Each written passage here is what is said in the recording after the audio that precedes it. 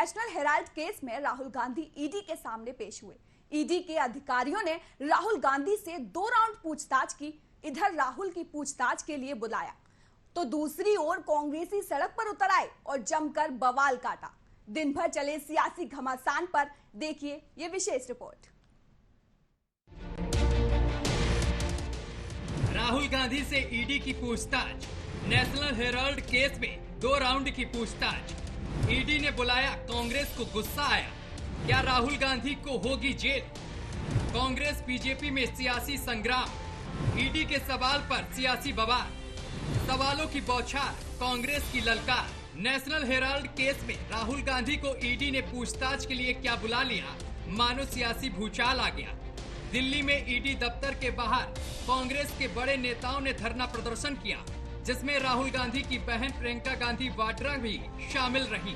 राहुल गांधी अपने नेताओं और कार्यकर्ताओं के साथ पैदल मार्च करते हुए ईडी दफ्तर पहुंचे, तो उधर दिल्ली से लेकर लखनऊ और बाकी राज्यों में कांग्रेस के कार्यकर्ताओं ने जमकर प्रदर्शन किया और बीजेपी सरकार के खिलाफ नारेबाजी की। हंगामा बढ़ता हुआ दिखा तो पुलिस भी एक्शन में आ गई और कांग्रेस के सैकड़ों कार्यकर्ताओं को हिरासत में ले लिया गया। उधर राहुल के ईडी दफ्तर पहुंचने पर ईडी के असिस्टेंट डायरेक्टर लेवल के 3 अफसरों ने राहुल गांधी पर सवालों की बौछार की। पहले राउंड में राहुल गांधी से पूछताछ 3 घंटे तक चली। राहुल गांधी से ईडी ने कुछ सवाल पूछे। एजीएल में राहुल की क्या पोजीशन थी? यंग इंडिया से राहुल किस तरह जुड़े?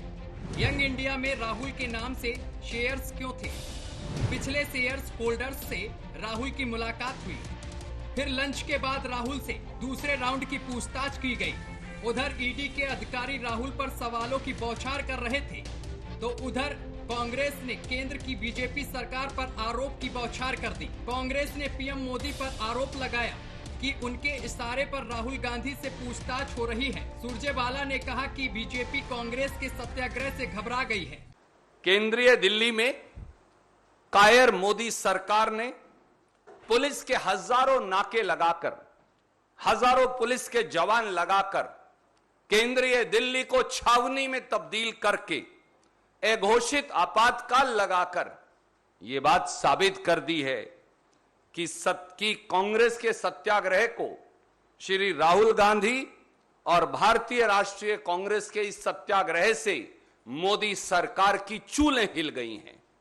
मोदी जी जब नेशनल हेराल्ड अखबार और 1937 में बनी नेशनल हेराल्ड अखबार की कंपनी एसोसिएटेड जर्नल्स लिमिटेड पर कर्ज का गंभीर संकट आया और समाचार पत्र को चलाने वाले, कठोर परिश्रम करने वाले आप जैसे पत्रकारों की तनख्वाह नहीं दी जा सकी, उनका वेतन नहीं मिल रहा था, तो साल 2002 से 2011 के बीच 10 साल में भारतीय राष्ट्रीय कांग्रेस ने 90 करोड़ रुपए की राशि 10 साल में उस नेशनल हेराल्ड अखबार को दी। क्या पत्रकारों की तनख्वाह देना अपराध हो सकता है? भारतीय राष्ट्रीय कांग्रेस ने, हमने यंग इंडियन के नाम से एक नॉट फॉर प्रॉफिट कंपनी को नेशनल हेराल्ड व एसोसिएटेड जर्नल्स लिमिटेड के उस 90 करोड़ की एवज में शेयर दे दिए ताकि कंपनी का कर्ज खत्म हो सके, अखबार का कर्ज खत्म हो सके। इस 90 करोड़ में से आज यह जानना जरूरी है, इस 90 करोड़ में से 67 करोड़ रुपया नेशनल हेराल्ड अखबार के पत्रकारों और कर्मियों को तनख्वाह और वीआरएस के लिए दिए गए हैं। क्या कर्मचारियों की तनख्वाह देना, क्या पत्रकारों की तनख्वाह देना अब इस देश में अपराध हो गया है?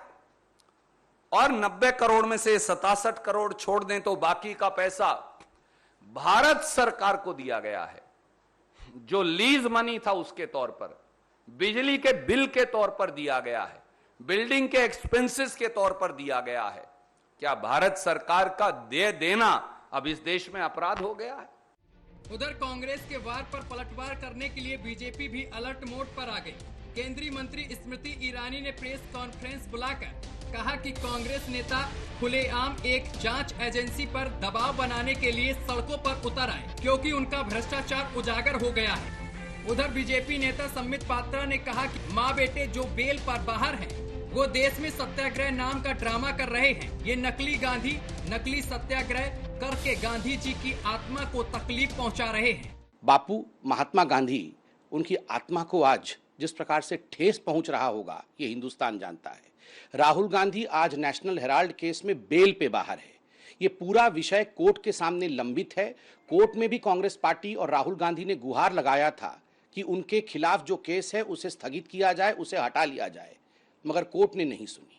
आज जो भी कार्यवाही हो रही है ये संवैधानिक तौर पे कार्यवाही हो रही है। अगर कुछ छुपाना नहीं है तो डर क्यों है? राहुल की पेशी पर कांग्रेस बीजेपी आमने सामने आ गई। वार पलटवार का दौर शुरू हो गया। ईडी ने राहुल गांधी से पूछताछ की, लेकिन बड़ा सवाल ये है कि क्या ईडी राहुल गांधी को गिरफ्तार कर सकती है? क्या ईडी के पास पुख्ता सबूत है? क्योंकि इस केस में सोनिया गांधी और राहुल गांधी कोर्ट में जमानत पर हैं और ईडी ने सोनिया गांधी को भी पूछताछ के लिए सम्मन भेजा है। सोनिया गांधी कब पेश होंगी फिलहाल ये तय नहीं हुआ है। आने वाले समय में कांग्रेस बीजेपी के बीच फिर से सियासी घमासान के संकेत मिल रहे हैं। Bureau report, news watch India.